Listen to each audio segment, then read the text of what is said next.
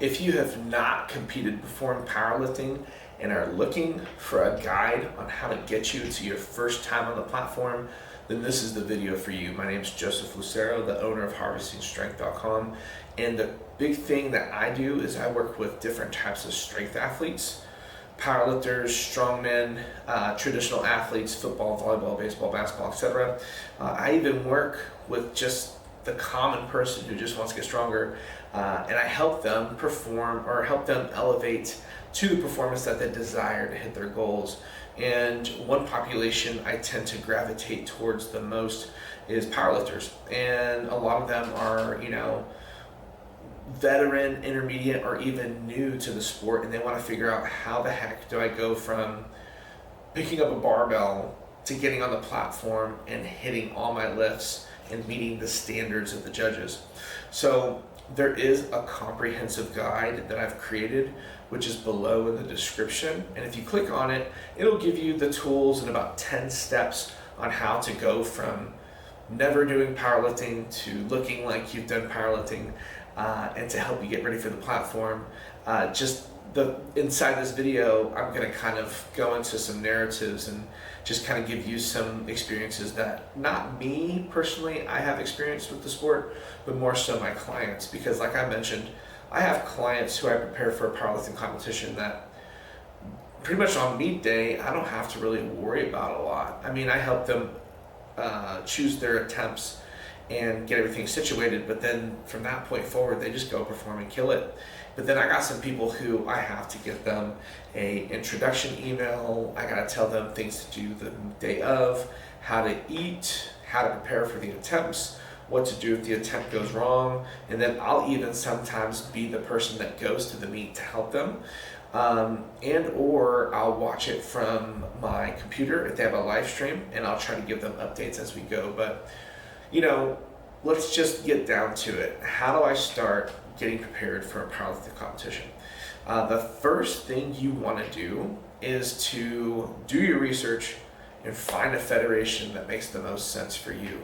Now, I'm sure I'm missing a couple steps and maybe I'm going out of order, but one thing for certain is that you want to make sure that you are preparing to the standard of your federation that you choose to compete in, and then from there you can kind of pick the pieces as you go. The reason why I say that is because, a lot of people might invest so much time and effort into the USPA federation, but then they realize later, oh, I don't even have a USPA competition near me at all. All I have is, USAPL or some of these other federations, PLU.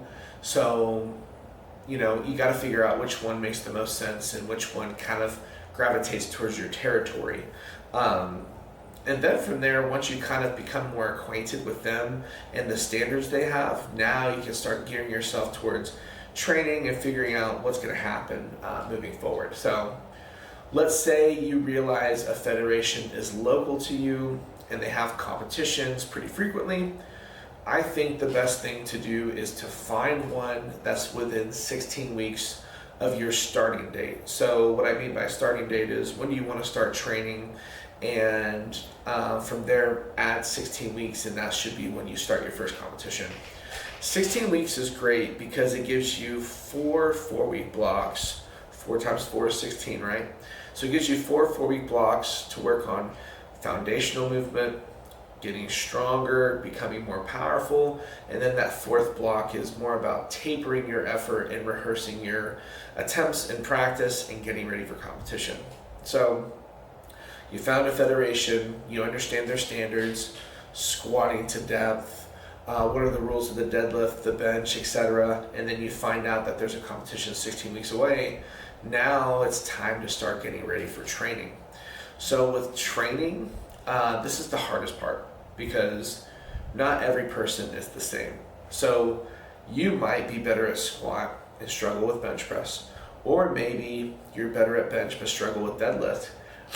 There are programs out there that are free, and in fact, if you're someone watching this video and wants some help but might not have the financial leverage to pay for a coach, you could just message me and I'll give you a complete free week 16 guide on this, but the problem is this.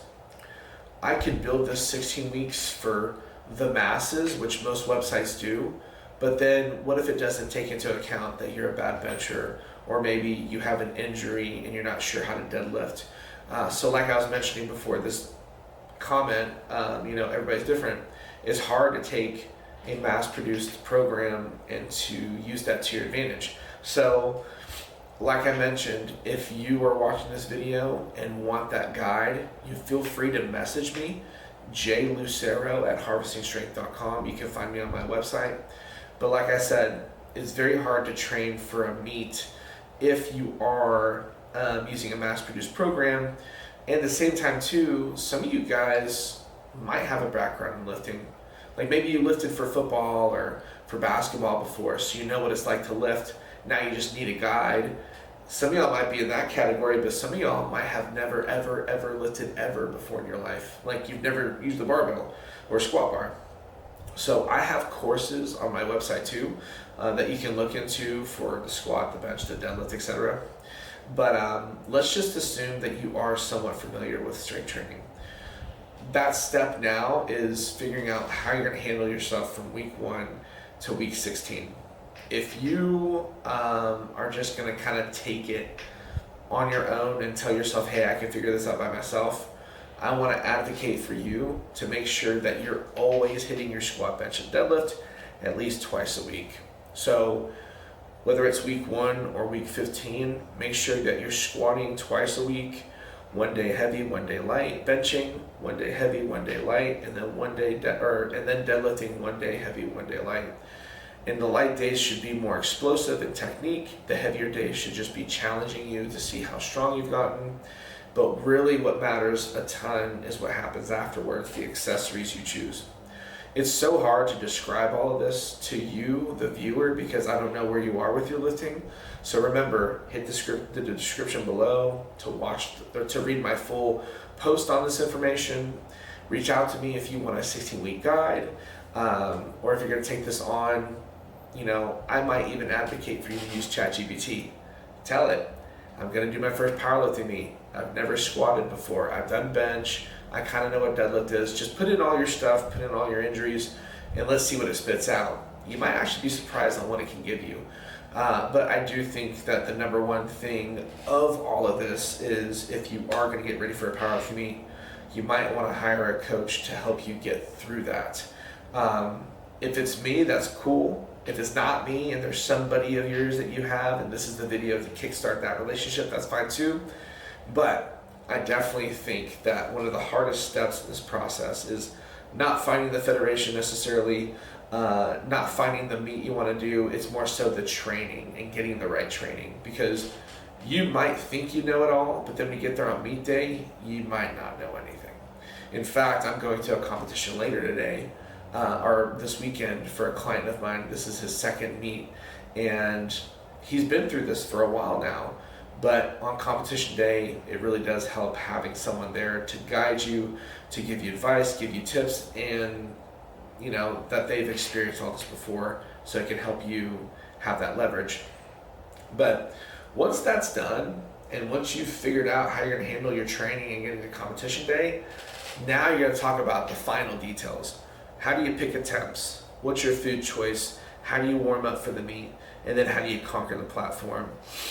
When it comes down to the next step, which is like attempt selection, typically I tell people openers, which are your first lift in competition, they should be 88% of your best effort. So let's work backwards just a bit.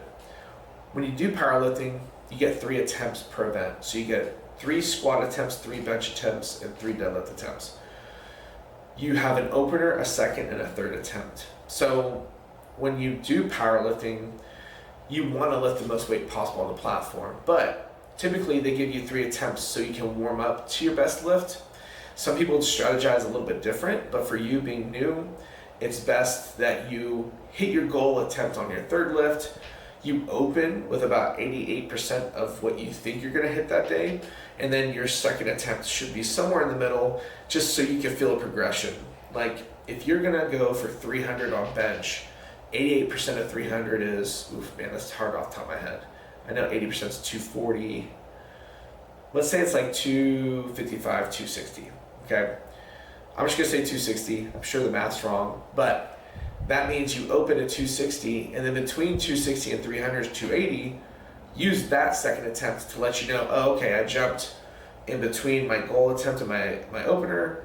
I feel like I can make that next jump to hit my goal lift. So that's where the logic is on that one. But once you've picked attempts and you kind of know where you're going with it, now it's all about nutrition, hydration, and getting prepared for competition day. So nutrition and hydration, you should be hydrated. You should drink electrolytes, because just drinking enough water could actually dilute the electrolytes in your body. So you might want to do Gatorade, Pedialyte, do your water. Caffeine helps make you more aware and alert, but sparingly use it. Sip it throughout the day. Don't drink a bunch of it up front and then just gas yourself out by the end of the meet. And then use foods that are simple for you to eat. So if you're someone who reads online that Rice Krispie treats are great for meat day, but you hate them and you never liked them and you decide to eat them on meat day, you're going to put yourself in a bad spot. So don't overthink it. Just eat things you're comfortable with eating, and try to get some protein in there so that you sustain yourself and you don't just eat sugary foods all day and then it just goes in and out of your system. Warm-ups, typically when you go to a powerlifting meet, they go into flights. So that means you have an A group, a B group, a C group. That means when you start the powerlifting competition, they're going to start with squats and then benches and then deadlifts. You might have group A squat, group B squat, group C squat, then group A group bench, group B group bench, group C group bench. You kind of see what the flow is right now. So usually I tell people an hour before you compete, even if it's the bench or the deadlift, once you kind of know the time frame of the meet where they say, hey, we're going to start deadlift at 1 p.m. in your first flight, you might want to start warming up at 12. But for the first 30 minutes of that hour, you want to do like body weight stuff, short stretches, not long stretches to make your muscles loose. And then the last 30 minutes, you want to start doing your barbell progressions. Using the bar, using 70%, 60%, 80%. All this stuff's in the link in the description where I wrote that post about powerlifting competitions. But you want to follow that guide because that'll help you time your warm-up so you're not too cold or too warm or too worn out to compete that day too. You want to make sure you follow specific guidelines. Like I said, it's in the description below, and that helps you get more details for that information. And then when it comes down to competing, just understand that this is your first rodeo, and guess what? Every attempt you take is a PR on the platform. So even if you only get your first squat, you've never squatted that much on the platform before, so guess what? That's a PR. Yes, you maybe have squatted more in the gym, but take it for what you can, okay? Just go in there, do your best, don't take it super duper serious, just learn as you go, and treat it like a networking event too, because when you go to your first meet, that might be where you meet your next best friend. You might meet your next coach. You might meet someone who works in the same industry as you and maybe gets you a job interview for a nice hefty payday after the fact. So go open-minded, don't seclude yourself, and just be open to it. And sometimes in competitions where they know you're new, if maybe you didn't get any bench and you technically bomb out, they'll still let you deadlift. You just won't get a total for that day. I would definitely elect to keep competing, and I wouldn't stop just because you bombed out, because that's opportunities and reps for you that you can use towards your benefit for future competitions. So I know I ran through this video fast. I know I mentioned bombing out. What does that mean? I know I mentioned attempts, 88%, goal weights. What are my goals? I'm still not sure how to get into that 16-week program. What am I supposed to do? I still haven't found a competition. If you still are unaware, sorry, I heard a beeping noise. If you're still unaware, sorry about that, of anything else in this video, just reach out to us at harvestingstrength.com. We got an email account. We'll help you out. We'll field your questions. We actually have a free community called Community Strength. That's in the description below too. It's a free community. You just give us your name, your email, and then you can pop in and you can send us lifting footage. You can send us questions about your competition. You can ask us You can ask us programming questions. We're just a bunch of lifters that just love lifting and want to help each other out at no cost at all. So you got a lot of resources from this video. I like the videos to be shorter just so it's like to the point, and I feel like no one has time anymore to listen to 30, 40, 50-minute YouTube videos. So hopefully you enjoyed the video. Hopefully something came out of it. If you want some help and support, let us know. Leave a comment below, subscribe, like the channel, and hopefully we'll catch you next time and you continue to support harvestingstrength.com. Thank you.